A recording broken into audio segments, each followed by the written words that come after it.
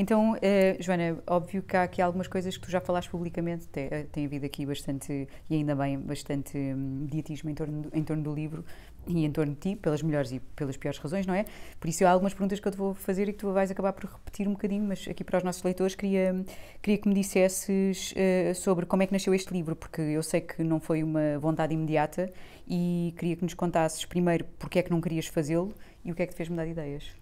Eu não queria fazer o livro porque eu não queria ser conotada como a gaja do cancro. Já bastou expor-me publicamente e ter falado sobre isso. Mas eu tinha um grande amigo meu, que era o administrador do Grupo Leia, que insistia muito que eu fizesse o livro, logo desde assim que soube que eu fui diagnosticada. Ele dizia, eu sei que tu vais ficar bem e depois vais escrever um livro para mim. Isto foi em janeiro, ainda vão faltar muitos meses, depois logo vemos. Eu não queria realmente fazer o livro. Ele insistiu muito e a partir do momento em que eu fui operada, que foi mais ou menos em agosto, ele insistiu brutalmente para eu fazer o livro. Eu não queria, mas ele foi tragicamente atropelado, soube-se desse atropelamento dele, 21 de dezembro, e a morte dele fez-me mudar o chip, que é por ele, para homenagem ao Pedro Sobral, vou avançar com o livro, e foi por causa disso. Ok, e nessa altura em que decidiste, eu acho que não tens nenhum livro publicado, este é o teu primeiro, correto? Primeiro. Pronto. E nessa altura em que decidiste avançar, como é que foi para ti o processo de escrita? Se foi fácil? Se, apesar de não quereres fazer o livro, já tinhas alguma ideia sobre como é que querias contá-lo, que sabias que querias que fosse um testemunho? Enfim, conta-nos um bocadinho sobre esse processo de escrita e se foi fácil para ti. Foi, porque eu tinha a certeza que eu ia escrevê-lo como eu falo e como eu sinto, não é? Com as palavras tal e qual como eu as fui dizendo publicamente também, como eu as dizia em casa e no hospital, muitas vezes sendo bruta. Eu acho que tenho uma escrita muito honesta e muito bruta, muito crua e muito dura, por isso eu sabia que tinha que ser assim. O processo para mim não foi difícil de escrita, foi mais difícil o momento de rever as fotografias, não a escrita, porque a escrita tu tens um certo distanciamento. Ao ver as imagens que o Luís foi fotografando, todas as partes difíceis o Luís foi fotografando. Tornou-se mais real. Sim, aí eu passei realmente por isto, porque quando eu estava a escrever já tinha um distanciamento, já tinha acabado os tratamentos, a quimioterapia, a cirurgia, a radioterapia, porque quando sou depois confrontada com as imagens foi mais duro, revê-las todas e ter que fazer o álbum que depois está ali a meio do livro, foi muito mais duro ver as imagens. Porque trouxe muita coisa ao de cima, que se calhar pensavas que já tinhas ultrapassado, mas foi muito emocional. Foi pela dureza e por me ver num estado tão frágil, quando nós estamos nele, não há esse distanciamento, nos vemos de fora, não é? De repente, quando tu és confrontado com as imagens de eu em posição fetal, careca, muito inchada, em profundo sofrimento na fase das quimioterapias vermelhas, ver essas imagens que eu já não me lembrava delas, aí foi mais duro do que propriamente escrever o ter passado por esse processo. É engraçado que falas nisso. Eu mais para a frente tenho uma pergunta que toca um bocadinho nisso, porque na altura em que foste diagnosticado, eu sei que o Luís Pedro Nunes se opôs vivamente a partilhares o processo nas redes sociais, mas tu foste em frente na mesma. Porquê é que sentiste essa necessidade? Porque eu não me queria esconder. Eu acho que as mulheres que têm cancro, e convém dizer a palavra cancro, seja de mama, seja outro tipo de cancro, não têm que se esconder. Nós já passamos por uma carga tão violenta, era o que faltava, temos que andar escondidas do mundo. E às vezes parece que temos que andar escondidas do mundo, porque a sociedade olha para nós de lado se estivermos carecas a gritar escrito cancro na testa, sabes? E eu não quis isso. E como, sim, namoro com uma figura pública, os meus amigos são figuras públicas e minimamente eu tenho uma exposição nas redes sociais, era o que faltava esconder-me durante um ano por ter cancro. Não, então decidi assumir. Vou explicar, mas a narrativa é minha, vou contar pelas minhas palavras, ninguém vai dizer por mim, e por isso é que eu avancei com a exposição nas redes sociais. Ia também te perguntar se por acaso recebeste algum backlash, porque há sempre pessoas que acham que porque ela agora está a aproveitar que tem uma doença para aumentar o público ou para rentabilizar. Não, por acaso não. O backlash só estou a receber agora, mais com as entrevistas. Na altura não.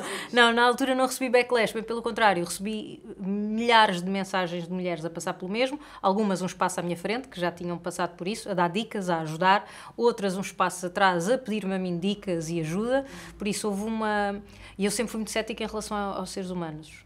Eu não nos acho geniais. Eu não acho que as pessoas sejam geniais. Não acho. Achas que as pessoas são inerentemente más? Sim, quando há boas... Isso aprendi muito com o Herman. Quando há pessoas boas, então tentamos agarrá-las, porque essas é que são uma exceção. Eu não acho que sejam a regra. E por isso achei que era um bocadinho cética em relação à reação que eu ia ter das pessoas. E surpreendeu-me. Pela positiva. Isso. Não é que não passei a ter fé na humanidade, mas realmente há pessoas extraordinárias. E eu fui recebendo mensagens de muitas delas. E, entretanto, perdeste outra vez a fé toda na humanidade, porque quando falaste abertamente sobre não teres aprendido nada com o cancro, que ele é de facto só uma merda, daí o título do livro, recebeste muito backlash porque as pessoas acharam muito mal tu estás a dizer que na tua opinião não aprendeste nada. Queria que elaborasse um bocadinho sobre esse backlash, sobre esse feedback que tens tido das pessoas. Não sei se não são todas. Não, felizmente não, nem é a maioria, mas sim, ainda recebo algumas mensagens, principalmente no Facebook, onde está um público um bocadinho mais envelhecido, recebo muitas mensagens aí, comentários de pessoas que dizem como é que ela não aprendeu nada, então tem que ser burra, ou se calhar tem que ter outro cancro para ver se aprende. Recebo às vezes esse tipo de mensagem. Terrível. Eu acho absurdo, mas enfim, claro. Isso vem de cada um, é um problema que é deles, não é meu. Na minha opinião, eu realmente não aprendi nada. Eu só falo pela minha experiência, eu não posso falar pela experiência dos outros. Eu conheço outras mulheres e falei com outras mulheres, algumas até minhas amigas, que não sentem o que eu senti no cancro. Para elas, sim, mudou alguma coisa. Sim, para elas tornaram-se pessoas melhores ou aprenderam a valorizar a vida de uma outra maneira. Eu já fazia isso antes do cancro. E não acho que seja preciso uma coisa muito negativa e de sofrimento gigante para tu aprenderes e para te tornares uma melhor pessoa. Se é preciso, eu passo. Prefiro não ter. Se alguém acha que é preciso um sofrimento atroz, que é passar por um cancro de mama, para se tornar melhor pessoa, então prefiro não ter. Eu, se puder escolher, realmente passo. Quem manda hate não sabe. Ou não passou, às vezes acontece muito, quem me manda hate é porque nem sequer nunca passou por um cancro, por isso. Claro. Eles dão um mínimo de credibilidade, não sabem do que é que estão a dizer. Depois há uma outra componente, e essa aí não julgo nem critico, tem a ver com a componente religiosa, eu não a tenho. Quem tem vê sempre processos maus como uma aprendizagem em alguma coisa. Mas isso tem a ver com a religião. Eu, como não acredito em nada, a não ser na ciência e nos médicos, nem isso eu consegui ir buscar de positivo.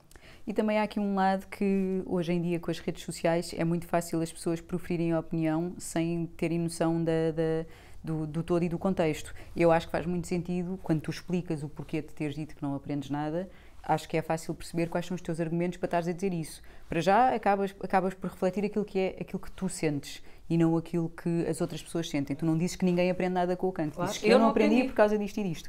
E acho que muitas vezes, muito desse backlash, como numa tonelada de outros assuntos, num rol de outros assuntos, também vem de um ponto de ignorância, de alguém que não fez a sua pesquisa ou de alguém que não ouviu a tua resposta toda e leu só as gordas. Esse é o grande problema, é que as pessoas em Portugal, no mundo, não é um fenómeno português, mas em Portugal realmente muito, leem só as gordas. Nem sequer se preocupam em perceber o contexto das coisas. Dei uma entrevista no podcast do Expresso, em que eles põem as gordas, que é eu a dizer isso mesmo, que o cancro é uma merda e que eu não aprendi nada, e as pessoas não leem sequer o contexto do porquê, não percebem a explicação. Ou quando eu explico, por exemplo, que não quero ser mãe e nunca quis, também recebo um chorrilho de mensagens de hate. Como é que ela não quer ser mãe? Como é que nunca quis? Como é que ela diz que não nasceu para ser mãe? Nem sequer leem o contexto, e acho que há uma falta de empatia gigante nas pessoas, não se tentam pôr no lugar do outro, para perceber, espera, a minha visão não tem que ser válida para tudo, se calhar a dela também é válida para ela, está tudo bem. Eu respeito a opinião dos outros, eu peço que respeitem também a minha. Claro. Sei que há pouco estavas a falar de teres revisto o álbum de fotografias que o Luís Pedro foi fazendo e de haver algumas imagens que te fizeram lembrar coisas menos boas, que provavelmente já tinhas quase recalcado. E por isso eu sei que, mesmo partilhando muito do processo, houve muita coisa que guardaste para ti ou que só partilhaste com os mais próximos. Quais foram os momentos mais difíceis e assustadores nesta jornada para ti? Olha, tinha sido diagnosticada há muito pouco tempo e já sabia que era um triplo negativo. Houve um dia que eu pensei muito na morte. E acordei às 5 da manhã com uma insónia em casa a chorar, a dizer, ai, caraças, que isto me pode matar. Este é daqueles que pode matar. Depois tenho uma amiga minha da anatomia patológica e falei muito com ela, uma das minhas melhores amigas, e eu lembro-me de lhe perguntar, oh, André, este mata ou não mata? Ela é dos que pode matar, sim. Porque, felizmente, o cancro de mama é dos mais facilmente tratáveis, apanhados a tempo. Os triplo negativos, até há muito pouco tempo, não tinham quase tratamento nenhum. Por isso eu sabia, e ainda mais o meu índice de multiplicação de 0 a 100 era de 90, era muito rápido, já tinha uma metástase axilar. Por isso eu sabia que a coisa podia não correr bem. Então tive medo de morrer. E lembro-me de pensar, eu tenho 36 anos, é tão injusto, é tão triste se morrer. Porquê isto? E pensar, não porque a mim, porque ninguém pode escolher, mas a situação era injusta. Sim. Isso senti. E na fase das quimioterapias vermelhas, de um sofrimento que tu não consegues dominar, nem parar, e é desespero total. Eu cheguei à minha médica a chorar, a dizer, não aguento mais quimioterapias. Desisto, não quero. Acabou, vou para a cirurgia, seja como estiver, mas eu não quero mais quimioterapias. Pois ela, sabiamente, deu uma volta a explicar que num cancro como o meu era muito importante fazer o protocolo completo. mas aí foram dois momentos desesperantes, muito difíceis, porque não controlas nada, percebes que nada está nas tuas mãos e que não consegues resolver coisa nenhuma. E o sofrimento, além de psicológico, na fase, no início, quando eu achei que podia morrer, nesta fase da quimioterapia vermelha é o sofrimento físico. E eu sempre disse isso aos meus amigos, eu com a cabeça eu vou lidando bem, quando tiver sofrimento físico eu não sei como é que eu vou lidar. Porque para ti era muito difícil a inatividade, não é? Não eu tinha enjoo, na fase da quimioterapia vermelha, eu tinha enjoos 24 horas. Eu tentava chegar à noite para tomar um comprimido para dormir, um mesopidem para dormir, e só aí conseguia descansar, depois acordava para mais 19 horas de sofrimento de indisposição. Não conseguia comer, nada me sabia. Eu sempre gostei muito de comer, a comida passa a saber a ferro, por isso não me sabia nada. Sofrimento físico constante. Indisposição constante, por isso não vais ao telemóvel, não te consegues concentrar a ver uma série, que eu adorava fazer, nada, estás só assim no sofá à espera que os dias passem. E isso é angustiante também, fisicamente e para a cabeça. Duas coisas que te quero perguntar sobre isso. Uma, nessas alturas em que pensaste desistir, porque é que não o fizeste? Ou seja, o que é que te fez continuar a andar e enfim, o que é que dizias a ti própria, ou o que é que à tua volta te diziam, o que é que te fez continuar a andar? E a segunda pergunta, antes que eu me esqueça, é tudo sabia a ferro. Quando é que deixou de saber a ferro e qual foi a coisa que melhor te soube quando tu comeste, quando finalmente conseguiste sentir o paladar a 100%? Quando as coisas deixaram de saber a ferro, foi ainda uns 2 meses depois, ainda demorou pois eu imagino que sim. A sair aquele, porque os químicos ficam no teu organismo, a quimioterapia fica no teu organismo. E a coisa que melhor me soube é uma coisa que não... É a coisa mais barata e que melhor me soube, um Big Mac, juro-te. Porque foi voltar a sentir o sabor, agora do McDonald's é o que eu mais gosto, é Big Mac. Foi voltar a sentir o sabor do molho, genuinamente. Aquele molho especial que eles têm. Sim, aquele molho especial, por isso foi a coisa mais barata e mais normal, mas eu fui, finalmente, voltou o sabor. E soube mesmo bem comer um Big Mac. Da outra pergunta, desculpa que a minha memória está... O que é que não te fez desistir? Provavelmente lembrares-te do sabor do Big Mac, mas também... O que é que não me fez desistir? A minha médica, as minhas duas médicas, a doutora Ana Rita Sousa e a doutora Paulina Lopes, elas falavam uma com a outra, uma atacava numa frente, depois eu ia à consulta com a outra e as duas convenceram-me, porque eu já tinha dito à minha família e aos meus amigos e ao Luís, eu não faço mais quimioterapias, não quero fazer as duas últimas, acabou. E eles disseram que era um erro, mas eu disse, o corpo não é vosso. As dores não são vossas, o enjoo não é vossa, a decisão é minha, a vida é minha. Por isso não foram os meus amigos, foram as médicas é que me convenceram que era verdadeiramente importante fazer. Para depois, a minha doutora a Ana Rita Sousa pôs as coisas de uma maneira brilhante, que foi, eu posso viver com o ónus, eu médica, de tu não teres acabado as quimioterapias. Eu, por uma decisão minha. Tu não podes viver com o ónus se alguma coisa correr mal, da culpa ter sido tua, da decisão ter sido tua de não fazer mais quimioterapias. Tu não vais viver bem com isso. Não vais aguentar viver com isso. Por isso, se for uma decisão minha, tudo bem. Eu levo com essa responsabilidade. Não permitas que essa responsabilidade fique no teu colo. Então eu ouvia e ok, para lá fazer. É importante da parte da medicina haver muita inteligência emocional também para lidar com os doentes, não é? Total. Tem que haver, porque é um pico, isto é uma montanha russa. Tu dizem que vais para as consultas muito bem, e as análises estão boas e estás muito feliz e ela na palpação, porque durante a fase das quimioterapias tu não fazes exames, só se vai vendo pela palpação. No meu caso o tumor era muito visível na parte lateral, por isso ela ia apalpando e ia dizendo que está mais pequeno, está mais móvel, tudo boas notícias, tudo bem. Aí tu estás contente e ok, vamos para mais uma quimioterapia. Eu ia para as quimioterapias às sextas-feiras a cantar, eu e o Luís, porque sabia que ok, ia pôr veneno no organismo, mas era esse veneno que me ia salvar. Nessa fase está tudo bem, mas depois a seguir 10. Quando vou na 8ª quimioterapia, ela disse, agora não vamos poder fazer quimioterapia amanhã. Porquê, doutora? Porque está com uma hepatite tóxica. Vamos ter que parar. E aí, vais cá para baixo. E vais ter que tomar cortisona. E eu sei o que é tomar cortisona porque a minha avó tomou. Sei que ia ficar um boneco na Michelin, não é? Por isso, tudo isso é uma montanha russa que tu tens que ir gerindo. E se tu não tiveres médicos que te consigam apoiar também psicologicamente, é muito difícil, não é impossível, vais-te mesmo abaixo. Já te vais abaixo de qualquer das maneiras, mas tens de ter médicos que de repente agarrem em ti e te puxem. E a atitude ajuda pelo menos a fazer mais uma quimioterapia. Sim. E fazer mais uma quimioterapia ajuda a dar mais um passo na cura. Para a vitória, na cura. Falaste em cortisona e eu, de facto, a minha próxima pergunta também tem a ver um bocadinho com isso. Porque tu és uma mulher obviamente bonita e que gosta de estar bem e de se apresentar bem. Já antes era assim, até por uma questão de profissional. É obviamente, tipo, a aparência é uma coisa na qual tu te preocupas e cuidas e enfim, tens gosto nisso. E eu queria saber como é que lidaste com a mudança física, ou seja, para além das dores todas, como é que tu lidas com o facto de deixaste de reconhecer e de não conseguires fazer nada para mudá-lo, porque na verdade tipo, tens que te render àquela evolução física enquanto estás ali a convalescer e a tentar curar-te? É das coisas mais violentas psicologicamente, acho eu, para nós mulheres, porque este cancro atinge aquilo que nos faz se sentir femininas, mamas e cabelo. Por isso eu já sabia logo, soube logo que ia ficar sem cabelo por causa da quimioterapia que eu ia fazer. Aí foi um processo, mas eu, como em miúda, já tinha rapado uma vez o cabelo à máquina 1, sabia que não ficava mal, ia-se ver os olhos azuis, tudo bem. Fui procurar uma peruca bonita para me defender a nível de trabalho, para poder ir para os eventos e não ficarem a olhar para mim de lado. Mas depois cheguei a uma altura, a peruca é um adereço, por isso, quando está mais calor, sentes comichão, aquilo não te é confortável e deixei de usar a peruca, não me apeteceu mais. Assumi a careca. Para mim, pior ainda do que a careca foi a fase da cortisona, em que eu fiquei muito inchada, o meu corpo estava disforme. Eu sempre tive gosto, eu treinava, por isso eu fazia, por estar fit e por me sentir bem, por me sentir bonita. De repente olhas-te ao espelho e aquilo que tu vês não és tu. E também não está nas tuas mãos passares a seres tu. E bem que podes pôr rímel e make-up, não é a mesma coisa. A pele estás toda estragada por causa da quimioterapia, estás com borbulhas que também nunca tiveste. O cabelo já nem dá para fazer nada, porque estás com aqueles cabelinhos que eu dizia que gritava cancro. É mesmo aquele cabelo de cancro, não está propriamente rapado. É triste, é duro. Antes disso, eu lembro-me, vim para me arranjar para vir aqui para uma festa na vossa casa. Careca, tinha ido rapar mesmo para ficar lisinha, que foi o vosso night at the office. Eu lembro do Luís Pedro dizer: Joana, é melhor não ires, está uma noite muito frio e de muita chuva, e está lá gente doente. Eu tinha acabado de fazer quimioterapia, tu quando estás com o sistema imunitário em baixo não podes estar com pessoas doentes porque apanhas tudo.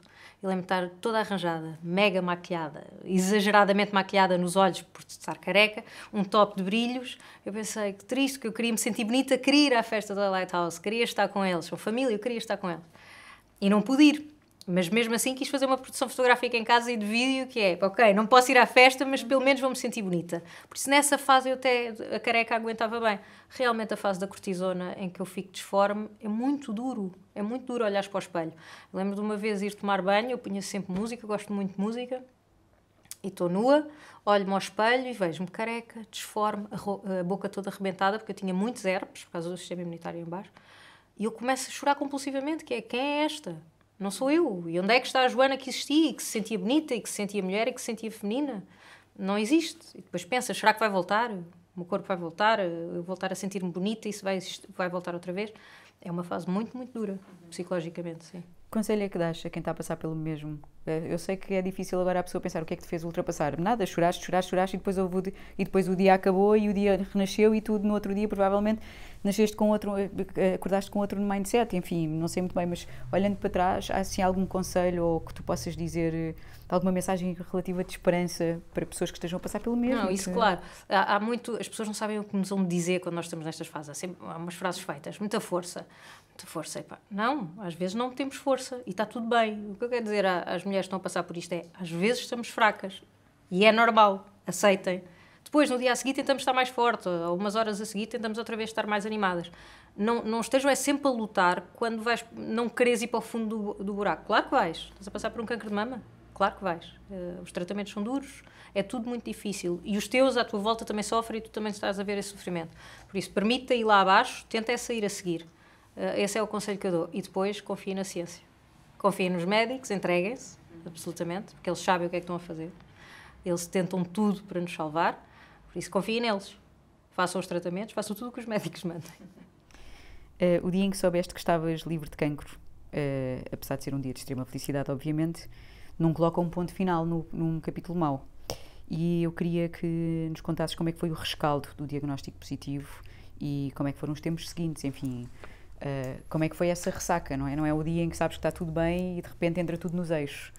Como é que é lidar ainda com tu já não tens cancro, mas o cancro ainda vive em ti, na tua cabeça, pelo menos. Eu lembro de, logo no início, ter ido a uma senhora para fazer acupuntura, que depois não foi aquela com quem eu fiquei, e dela me ter dito uma coisa que me fez odiar aquela consulta e nunca mais lá ir, que foi doente oncológica para a vida. Eu odiei essa frase. Não estava preparada para ouvir naquele dia, no início do diagnóstico. Hoje em dia percebo o que é que ela disse. Tu que ainda por cima não querias ser a gaja do cancro. Exato. Eu percebo o que é que ela disse e ela tem razão. Doente oncológica para a vida. Por isso nós ficamos com uma espada em cima da cabeça, mesmo depois do estás sem células cancerígenas. Dizem-te isto, mas não é? O cancro não vai voltar. Não, a probabilidade de quem já teve cancro ter uma recidiva é enorme. Eu então num triplo negativo nestes primeiros 5 anos é muito grande. muito mais do que qualquer pessoa que nunca teve cancro. Por isso, tu vives com esse receio. Eu não permito é que esse receio domine a minha vida. Agora, está lá. De 3 em 3 meses eu tenho que ir fazer análise. Óbvio que naquele dia estou em pânico. Ai meu Deus, até a doutora dizer, está tudo bem, daqui a 3 meses voltamos a falar e voltas a respirar. Mas são momentos duros e tens que aprender a viver com isso. E quem nunca passou por isto não sabe. Quem já passou por isto sabe que se voltar, o que é que vai ter que passar outra vez? Pronto, eu ia-te perguntar uma coisa como ignorante, que é, de 3 em 3 meses, imagina que acontece, a pessoa vai aos 3 meses fazer a manutenção, não é? As análises. As análises. Se te disserem que tens células cancerígenas, o processo é o mesmo, ou seja, o que eu imagino é que 3 em 3 meses, quando vais fazer uma manutenção, entre aspas, por assim dizer, que à partida estás a descobrir a tempo.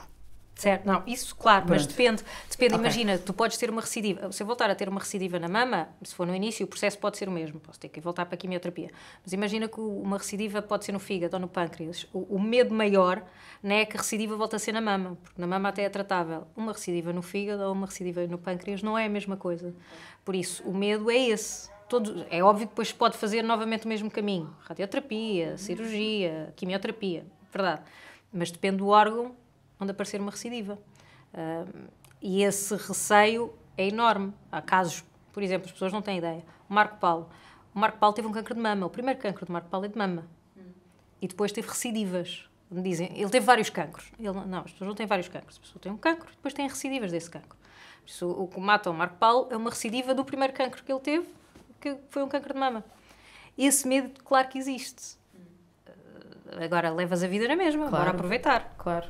E esperar que não. Nos cancros triplos negativos também há uma componente minimamente positiva que nos cancros hormonais não há. Explicado pelos meus médicos, e vou tentar não errar, que é, se eu aguentar os 5 anos sem ter nenhuma recidiva, depois a probabilidade de eu ter uma recidiva baixa drasticamente. Baixa mesmo muito. E não é assim nos cancros de mama hormonais.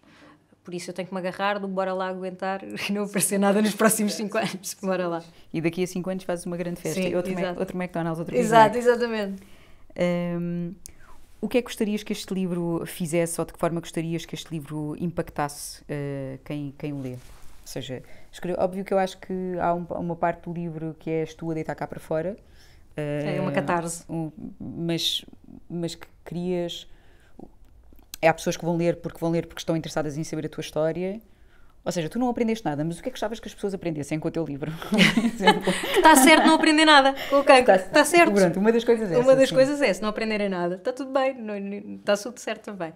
Outra das coisas é, isto é realmente uma merda. Não somos guerreiras, isso é um termo que eu odeio sermos guerreiras. Não somos, porque nós não combatemos nada, isto não é uma luta. E porque põe uma carga nas pessoas que morrem, que parece que lutaram menos. É uma coisa também muito irritante. Olha, no dia do lançamento do meu livro, veio uma senhora que eu não conhecia de lado nenhum, pedir-me um autógrafo para o marido dela. Ela disse: meu marido morreu há 5 meses, com cancro.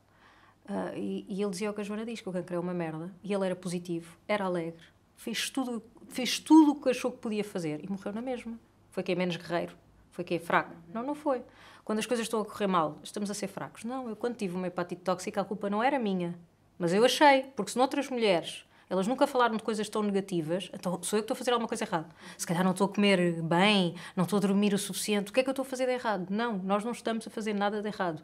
A quimioterapia é um veneno que mata células más e boas, e nós temos que ir aguentando os embates. Por isso, o meu livro é basicamente para tentar ajudar as outras mulheres que estão a passar por isso a perceber isso.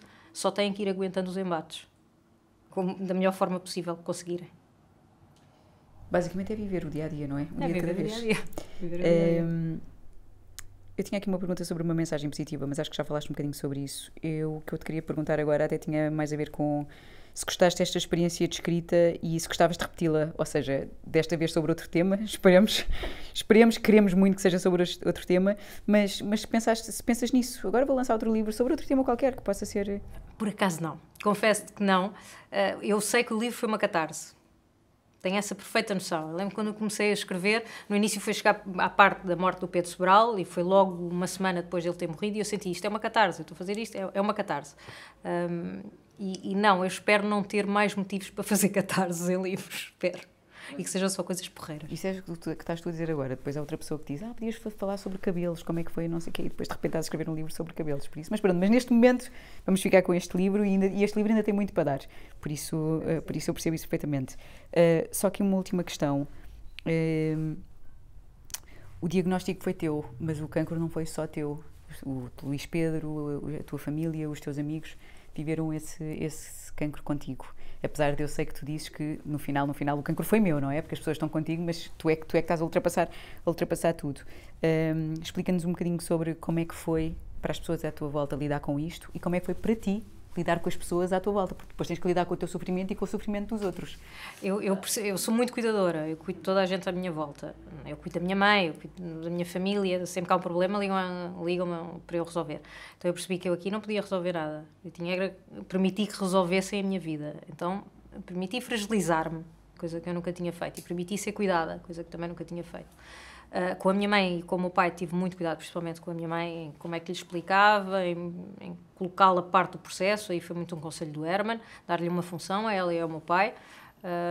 Com o Luís, eu lembro-me que só tive de ter uma conversa um bocadinho mais difícil com ele, que foi logo no início, quando eu fui fazer exames. Já sabíamos que eu tinha cancro, ainda não sabia qual é que era o tipo, e ele estava verdadeiramente em pânico. Eu lembro-me dele na cadeira do hospital a falar com o Hugo e com o Herman, ele estava verdadeiramente em pânico. E estava negativo. Ele não é propriamente uma pessoa positiva, por isso ele estava negativo. E eu lembro-me de sentar ao pé dele, agarrar-lhe na mão e disse: amor, agora preciso que tu sejas a Joana Gonçalves da relação. Normalmente eu é que sou positiva e que estou alegre e que está tudo bem. Agora tens de ser tu, porque eu não vou aguentar ser pelos dois. Foi a única vez que eu tive de ter com ele uma conversa mais séria, e ele mudou o chip a partir daí. E passou ele sempre quando eu estava lá em baixo, ele agarrava-me e era positivo, e eu dizia: quem é este Luís, que nunca conheci em tantos anos? Por isso o Luís encaixei-o e ele foi brilhante em todo o processo, sempre comigo, sempre a querer acompanhar-me em todos os momentos, se bem que ele dizia: nós vamos para a quimioterapia, nós não sei, nós nada, eu é que vou levar com a droga no organismo, não é bem nós, vem daí o não ser nós e ser o cancro é nosso e não dos outros. Mas claro que o sofrimento dos teus amigos e da tua família, que ficam muito impotentes, não conseguem fazer nada, é duro de ver. Mas tu também não consegues resolver, por isso aí o que tu tens que fazer é ficar egoísta. Eu fico egoísta. Resolvam vocês a vossa preocupação e o vosso sofrimento, porque eu tenho que fazer por mim. Quem está aqui muito mal em risco de vida sou eu. Por isso sim, é mau, mas preocupem-se consigo, com vocês na mesma. Sim, estava a pensar aqui numas coisas no decorrer que estavas a dizer, mas em relação ao Luís Pedro, o que tu não aprendeste, se calhar aprendeu o Luís Pedro, porque ele se calhar aprendeu a ser mais positivo. Sim, talvez, se calhar, se alguém aprendeu alguma coisa, pode ter sido ele, que às vezes nestas fases, acho que ele agora já voltou um bocadinho ao normal, e ainda bem, que é sinal que a vida normalizou, mas pelo menos nas fases dramáticas, que tem que ser um bocadinho mais positivo, sim. Agora mesmo só para acabar, porque é que é importante dizer cancro e porque é que é importante dizer merda? Que às vezes o título do teu livro nem toda a gente gosta de dizer. Pois não, têm todos muita preocupação em dizer merda. É uma palavra que se pode dizer à vontade. Porque é realmente uma merda, porque é um sofrimento. Por isso não dava para dizer: ai, o cancro é cocó, o cancro é chato, o cancro não me deu jeito nenhum. Não, o cancro é uma merda, é horrível, é um sofrimento, deixa-te consequências para o resto da vida que as vais ter, por isso é tudo mau. E cancro, porque é o nome da doença. Eu odeio quando vejo notícias morte prolongada, doença prolongada. Morreu de doença prolongada. Cancro. Já se sabe que é cancro. Porquê é que não dizem cancro? Parece que depois tu própria tens vergonha de dizer que tens cancro. Eu não tenho que ter vergonha de dizer que tenho cancro. Eu não tenho a culpa. Tenho cancro. Lamento. Por isso eu gosto de dizer o nome. E normalizando também permite que haja mais conversa sobre isso. Óbvio. Falem. Porque as pessoas precisam de falar. Muitas vezes quem está a passar por isto não tem a abertura das pessoas que estão à volta para falar. Porque não querem, porque ficam aflitas, porque não sabem o que vão dizer. Ouçam só. Deixem falar. E então dizer os nomes. Cancro. E é uma merda. Obrigada, Joana. Obrigada.